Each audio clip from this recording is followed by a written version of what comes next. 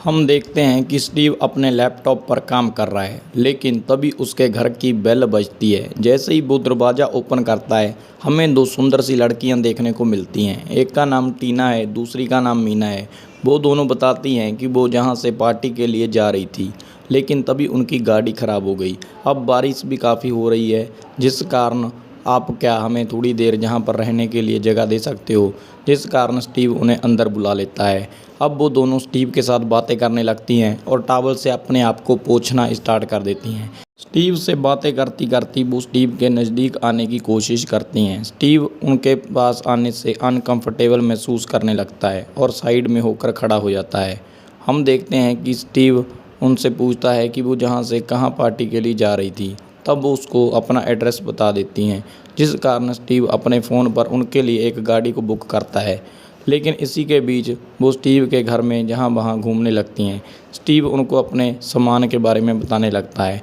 उसके बाद स्टीव उन्हें कुछ कपड़े देता है ताकि वो चेंज कर सकें, लेकिन वो स्टीव के साथ बातों में मगन हो जाती हैं और दोबारा से स्टीव के नज़दीक आने की कोशिश करने लगती हैं। लेकिन स्टीव दोबारा से अपने फ़ोन पर कैब को देखने लगता है, जो कि कुछ ही देर में आने वाली थी। इधर वो दोनों लड़कियां बाथरूम में चली जाती हैं और हम देखते हैं कि स्टीव की जो कैब बुक की हुई थी वो आ जाती है। स्टीव उन दोनों को बुलाने लगता है, लेकिन वो जहाँ वहाँ घर में कहीं नहीं थी। स्टीव दोबारा अब बाथरूम में चला जाता है और उनको बुलाने लगता है, लेकिन वो दोनों बाथरूम से बाहर नहीं आती और हम देखते हैं जिस कारण स्टीव को बाथरूम के अंदर जाना पड़ता है। वो दोनों को नेकड़ देखकर अपना होश खो देता है और उनके साथ अपनी सारी हदें पार कर देता है और इधर जो कैब आई होती है वो उनका वेट कर कर चली जाती है। अब अगली सुबह जब स्टीव उठता है तो उसको लगता है लड़कियां शायद घर छोड़कर चली गई, लेकिन जैसे ही वो घर के अंदर जाता है तो वो देखता है कि लड़कियां बहुत जहां मस्ती कर रही हैं। उनको ऐसा लग रहा है जैसे वो उनका ही घर हो और स्टीव ये सब देखकर काफ़ी गुस्से में आ जाता है और उनको कहता है कि मेरे घर से निकल जाओ, लेकिन वो उसकी बात नहीं सुनती। इसी के बीच स्टीव को अपनी वाइफ का कॉल आ जाता है। वाइफ का कॉल अटेंड करने के लिए वो घर से बाहर आ जाता है और हम देखते हैं कि अभी भी वो दोनों लड़कियां घर के अंदर बहुत शोर शराबा कर रही थी। स्टीव की वाइफ उससे पूछती है कि घर में ये शोर कैसा, तब वो बताता है कि टीवी ऑन है, जिस कारण ये शोर हो रहा है। इसी के बीच स्टीव फ़ोन काट कर अंदर चला जाता है और उन लड़कियों को दोबारा से डांटने लगता है, लेकिन वो दोनों लड़कियां स्टीव के साथ मारपीट चालू कर देती हैं। अब हम स्टीव को बंधा हुआ पाते हैं और स्टीव को बंधा हुआ देखकर हम देखते हैं कि वो दोनों लड़कियां स्टीव की बच्चे की ड्रेस पहनकर उसको कहती हैं कि हम तुम्हारा रेप करेंगी, लेकिन स्टीव उनको ऐसा करने से मना करता है। लेकिन वो दोनों कहती हैं कि हम तुम्हारा वीडियो बनाकर नहीं तुम्हारी वाइफ को भेज देंगे, नहीं तो हमें तुम्हारे साथ वो सब करने दो जो हम करना चाहती हैं। जिस कारण स्टीव को टीना की बात माननी पड़ती है और दूसरी मीना उसकी वीडियो बनाने लगती है और हम देखते हैं कि इस बार स्टीव का वो रेप कर कर स्टीव को काफ़ी तड़पाती हैं। अगली बार हम दोबारा से स्टीव को बंधा हुआ पाते हैं। चेयर पर स्टीव को वो दोनों टॉर्चर कर रही थी।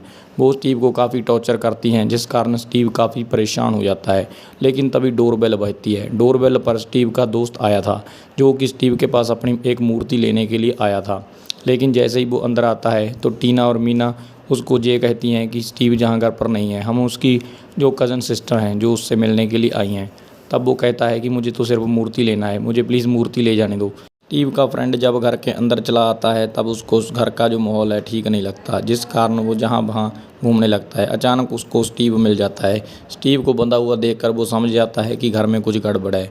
जैसे ही वो उसको खोलना स्टार्ट कर देता है तो वो दोनों लड़कियां उसकी मूर्ति को तोड़ना स्टार्ट कर देती हैं। स्टीव अपनी मूर्ति को बचाने के लिए उसकी ओर भागता है, लेकिन अचानक गिर जाता है और उसको एक दौरा पड़ जाता है। दौरे के कारण स्टीव अपनी दवाई लेना चाहता था, लेकिन जो दवाई थी उन लड़कियों के पास थी।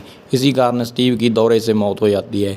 इधर दोबारा से लड़कियां स्टीव के साथ टॉर्चर करना स्टार्ट कर देती हैं और हम देखते हैं कि स्टीव को वो इतना तंग करती हैं कि स्टीव बहुत ज़्यादा परेशान हो गया था और वो स्टीव को ये भी बताती हैं कि तुम अब हमारा कुछ भी नहीं कर सकते, क्योंकि तुमने अंडर एज के साथ वो सब कुछ किया है जो तुम्हें नहीं करना चाहिए था। अगर तुमने हमारी पुलिस से शिकायत भी की तब भी तुम्हारी ही गलती निकाली जाएगी। अब गाइस वो दोनों एक गड्ढा खोदना स्टार्ट कर देती हैं। वो काफ़ी देर तक उस गड्ढे को खोदती हैं और अगली सुबह हम देखते हैं कि वो स्टीव को उस गड्ढे में दफना देती हैं।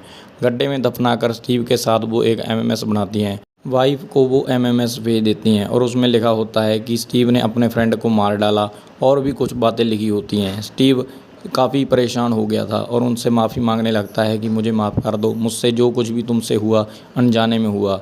लेकिन वो उसकी एक भी बात नहीं मानती और वो स्टीव को ऐसे ही गड्ढे में दफनाकर वहाँ से चली जाती हैं। अब गाइस आगे क्या होता है ये तो हमें अगले पार्ट में पता चलेगा।